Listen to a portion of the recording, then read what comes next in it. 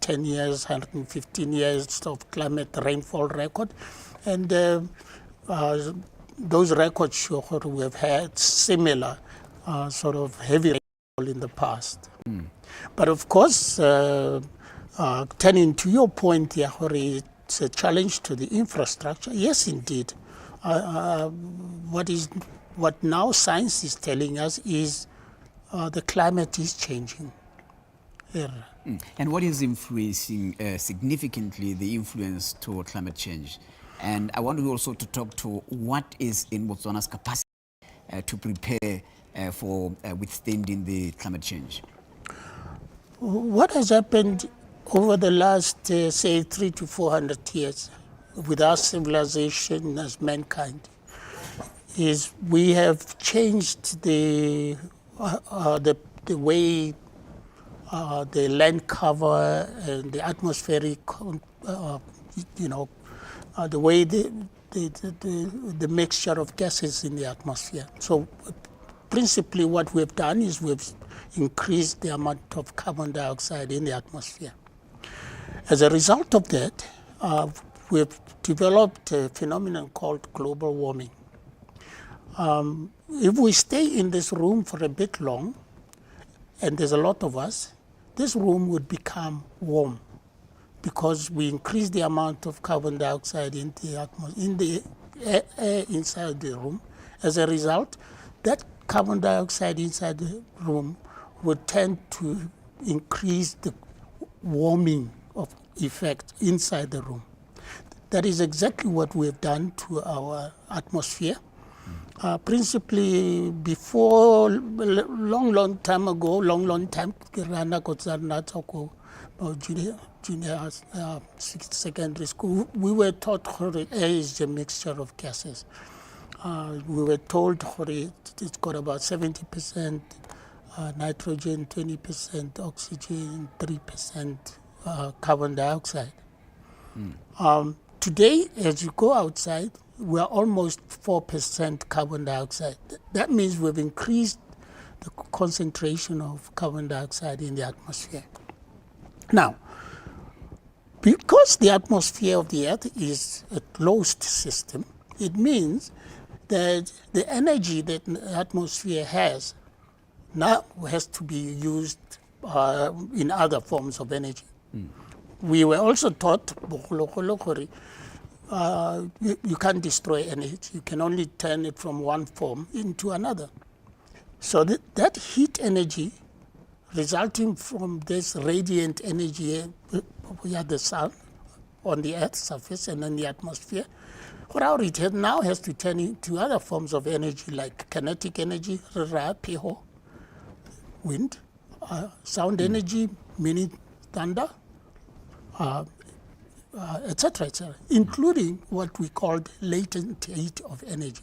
Latent heat of energy, condensation, sublimation, and all the other water transition phases from one phase into the next. So in our everyday life, first of all, let's just establish, besides what are the sources of carbon dioxide, at least in the context of Botswana, what are the sources of carbon dioxide in addition to human beings, animals, that you can say that this has gone beyond what we had expected? Naturally, the natural sources of carbon dioxide are things like volcanoes, things like ocean, things like the vegetation and land cover characteristics, etc., etc. But what we have done as human beings is we have burned a lot of fossil fuels, including petrols, coal, principally, and all these exhausts have gone into the atmosphere. Okay, what can Botswana minimize in as far as its contribution to global warming? Well, Botswana is doing a lot. So, for example, just in the budget speech this year, we were told we have already achieved a lot of greening of the energy sector. That means we're slowly moving away from the coal-based, thermal-based electricity. So, and then the transport sector, we know we are also in that pathway. But I think coming to your point here, how can we cope? Because there are two things. Once the climate has changed, like we said, now the energy in the atmosphere is perturbed, it has changed, it is increased. Therefore, we're going to start seeing changes in the climate. Now, these changes in the climate means we will now have to cope with these changes of as a result of global warming and climate change. And flooding is one of those changes. A lot of our science and predictions were already by 2020, say in 2024, 25 was going to be a wet year. Yes, of course, 2022, 23 was dry relatively, but this one was predicted to be wet. So there's nothing surprising about what is happening. There shouldn't be anything surprising about this. Okay, so what can you talk about? Well, let's talk about coping measures and what we can do in situations like this. Get prepared to deal with this situation going forward. You know, once you bring in the science perspective into it, we know that the science is telling us how the climate is changing. How the climate is changing, we mean that the averages are changing. They are increasing or changing. Let me put it that way. But in the case of rainfall and temperatures for Botswana, it certainly indicating they are changing in variability. That means 1 year might be super dry, while the next 2 to 3 years might be super wet. Previously, we were cyclic in our climate.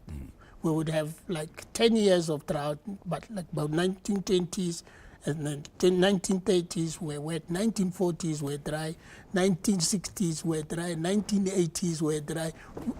Historically, we knew that. But now, what climate change has done is it has changed that variation with time, and therefore changed the variability. And therefore, these years, as a result of climate change, or at least as far as we think as scientists, we think that as a result of that, the climate is behaving very, very unkind to us. Therefore, it is challenging to us to come up with coping mechanisms. Having said that, yes, there are things that we can do. In a changing climate, it means we must adapt. Adaptation means you must plan. You must study and listen to what the information and the data is showing you, and change. Change your behavior, change your planning and your input the new data and information into your sustenance. So basically, government development planners would have to work closely with meteorology. With the climatologist, yes. For example, therefore, it is not a fault of Gaborone City Council, or indeed the other country, that the roads are being challenged. The infrastructure is being challenged. Why? Because that infrastructure was designed using the old data. Now, climate has changed. The rainfall intensities have changed. And therefore, science, for example, is telling us just this year, we've had already something like 5 named cyclones into the southwest Indian Ocean, Odirile, etc., etc. Now, historically, we've only had 2 or 4 on average.